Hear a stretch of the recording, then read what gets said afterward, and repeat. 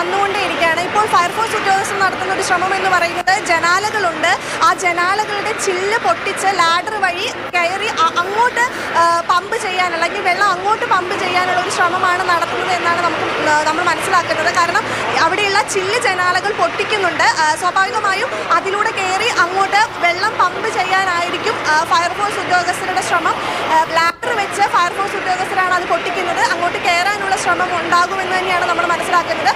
മാത്രമല്ല അതിൻ്റെ രണ്ടാം നിലയിലേക്ക് ഇപ്പോൾ ഒരു 10ലധികം ഫയർഫോഴ്സ് ഉദ്യോഗസ്ഥർ കയറിയിട്ടുമുണ്ട്. അവരും ഈ പറയുന്നത് പോലെ താഴെ നിന്ന് മുകളിലേക്ക് വെള്ളം പമ്പ് ചെയ്യാനുള്ള ഒരു ശ്രമമാണ് നടത്തിക്കൊണ്ടിരിക്കുന്നത്. ഈ പൈപ്പ് ഉൾപ്പെടെയുള്ളത് അങ്ങോട്ട് കയറ്റി പമ്പ് ചെയ്യാനുള്ള ശ്രമമാണ് തുടരുന്നത്. ഇപ്പോൾ പ്രദേശത്ത് നിരവധി ഈ പറയുന്നത് പോലെ ഈ കുറച്ച് സമയം കഴിഞ്ഞാൽ ഇവിടെ നിൽക്കാൻ പറ്റാത്തൊരവസ്ഥയാകും എന്നുള്ള രീതിയിലേക്കാണ് കാര്യങ്ങൾ നീങ്ങിക്കൊണ്ടിരിക്കുന്നത്. കാരണം ഒരു ശമനവും ഇല്ല എന്നുള്ളതാണ്. ഇപ്പോൾ ഞാനതിൻ്റെ തൊട്ട് മുന്നിലാണ് നിൽക്കുന്നത്. ഇനി ഒരു 10 മിനിറ്റിലധികം കഴിഞ്ഞാൽ ഒരുപക്ഷെ അവിടെ നിൽക്കാൻ സാധിക്കാത്ത നിലയായിരിക്കും എന്നാണ് ഇപ്പോൾ ഈ ഫയർഫോഴ്സ് ഉദ്യോഗസ്ഥരും ഈ നാട്ടുകാരും നമ്മൾ വ്യക്തമാക്കുന്നത്. നാട്ടുകാരും ഈ ഫയർഫോഴ്സ് ഉദ്യോഗസ്ഥരോടൊപ്പം ഈ പറയുന്ന പോലെ തീ അണയ്ക്കാനുള്ള ശ്രമത്തിനൊപ്പം കൂടി ചേർന്നിട്ടുണ്ട് എന്നുള്ളതാണ്. അപ്പോൾ അവരെല്ലാം പറയുന്നത് എല്ലാവരും സുരക്ഷിതമായ സ്ഥാനങ്ങളിലേക്ക് മാറണം, ഈ ഒരു പരിധിയിൽ നിന്ന് എല്ലാവരും മാറിപ്പോകണം എന്നുള്ളൊരു മുന്നറിയിപ്പാണ് ഫയർഫോഴ്സ് ഉദ്യോഗസ്ഥർ നമുക്ക് നൽകുന്നത്. അതുകൊണ്ട് തന്നെ ഇതിൻ്റെ വ്യാപ്തി എത്രത്തോളമാണ് എന്ന് നമുക്ക് മനസ്സിലാക്കാം. മിനിമം ഒരു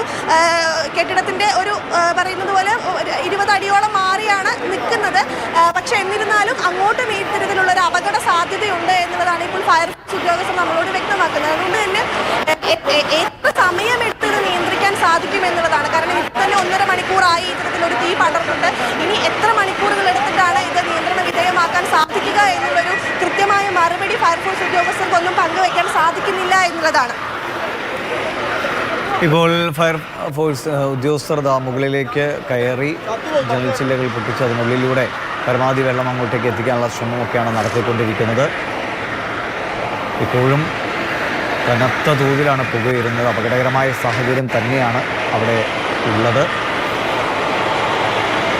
5 ഫയർഫോഴ്സ് എഞ്ചിനുകൾ എങ്കിലും അവിടെ പ്രവർത്തിച്ചുകൊണ്ടാണ് തീ അണയ്ക്കേണ്ടത്. ഇപ്പോഴും തീയും കൂടെ വലിയ തോതിൽ പടരുന്നുണ്ട്. ഇപ്പോഴും പൂർണ്ണമായി അണയ്ക്കാൻ കഴിഞ്ഞിട്ടില്ല. ഉള്ളിലേക്ക് വെള്ളം കൃത്യമായി പമ്പ് ഇത് എത്തിക്കാൻ കഴിയാത്തതായിരിക്കും ഒരുപക്ഷെ തീ അണയ്ക്കുന്നതിലുള്ള തടസ്സമായി നിൽക്കുന്നത്. ഇപ്പോൾ പുതിയ സംവിധാനത്തിൽ എല്ലാം കെട്ടിടങ്ങളിലേക്കൊക്കെ പ്രത്യേകിച്ച് ഫാബ്രിക്കേഷൻ വർക്കുകളൊക്കെ ചെയ്ത് മൂടി കൂട്ടിയ സംവിധാനങ്ങളൊക്കെ ആയതുകൊണ്ട് അതൊക്കെ തീ ആളിപ്പടരാൻ കൂടി കാരണമാകുന്നുണ്ട്. ചില്ലുകൾ പൊട്ടിച്ച് ഉള്ളിലേക്ക് വെള്ളം എത്തിക്കാനുള്ള ഒരു ശ്രമം നടക്കുന്നു. രാഹുൽ, കേൾക്കാമെങ്കിൽ ഉദ്യോഗസ്ഥർ പരമാവധി ശ്രമിക്കുകയാണല്ലേ ഉള്ളിലേക്ക് എങ്ങനെയെങ്കിലും വെള്ളം പമ്പ് ചെയ്തെത്തിക്കാൻ?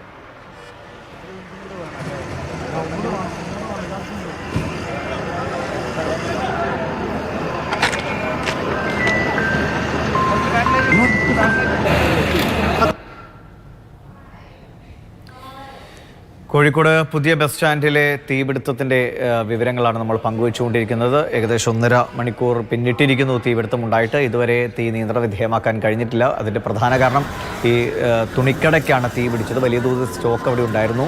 ഉള്ളിൽ തീ ആളിപ്പടർന്ന നിലയിലാണ്. പുറമേക്കൊക്കെ വെള്ളം എത്തിച്ചെങ്കിലും ഉള്ളിലേക്ക് പൂർണ്ണമായും വെള്ളം എത്തിക്കാൻ കഴിയാത്തത് ഒരു പ്രശ്നമായി നിൽക്കുന്നത്. ഇപ്പോഴും ആളിപ്പടർന്നുകൊണ്ടിരിക്കുന്നു. രാഹുൽ, കേൾക്കാമെങ്കിൽ പറയാം. ഉള്ളിലെ ഇംതിയാസ്, കേൾക്കാമെങ്കിൽ ഉള്ളിലേക്ക് വെള്ളം എത്തിക്കാൻ കഴിയുന്നില്ല, അതൊരു പ്രതിസന്ധി ആവുന്നുണ്ടല്ലേ?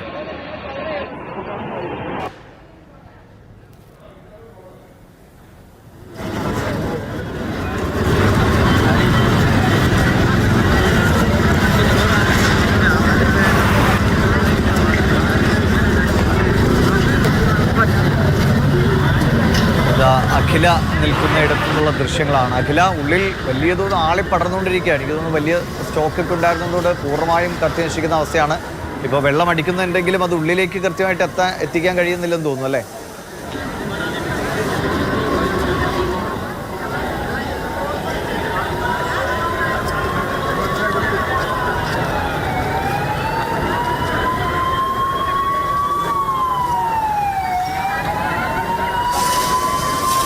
കോഴിക്കോട് പുതിയ ബസ് സ്റ്റാൻഡിലെ കെട്ടിടത്തിലാണ് ഈ ഭയാനകമായ രീതിയിലുള്ള തീപിടുത്തമുണ്ടായത്. കാലിക്കറ്റ് ടെക്സ്റ്റൈൽസ് എന്ന സ്ഥാപനം പ്രവർത്തിക്കുന്ന കെട്ടിടത്തിൽ മുകൾ ഭാഗത്താണ് തീ ആദ്യം ആളിപ്പടർന്ന് പിന്നീട് മറ്റിടങ്ങളിലേക്ക് പടരുകയായിരുന്നു. ഫയർഫോഴ്സ് എഞ്ചിനുകളെത്തി. നാട്ടുകാരൊക്കെ വേഗത്തിൽ ഇടപെട്ട് താഴെയുള്ള കടകളിലെ ഗ്യാസ് സിലിണ്ടറുകളൊക്കെ മാറ്റി, വാഹനങ്ങൾ താഴെ പാർക്ക് ചെയ്തിരുന്ന ഇരുചക്ര വാഹനങ്ങളടക്കം മുന്തി മറ്റിടത്തേക്ക് സുരക്ഷിതമായി മാറ്റി. ആളുകളൊന്നും കാര്യമായി കടകളിൽ ഇല്ലാതിരുന്നത് കൊണ്ട് വലിയ അപകടമാണ് ഒഴിവായത്. പക്ഷേ കോടിക്കണക്കിന് രൂപയുടെ നഷ്ടമുണ്ടായതായിട്ടാണ് ഇപ്പോൾ മനസ്സിലാക്കുന്നത്.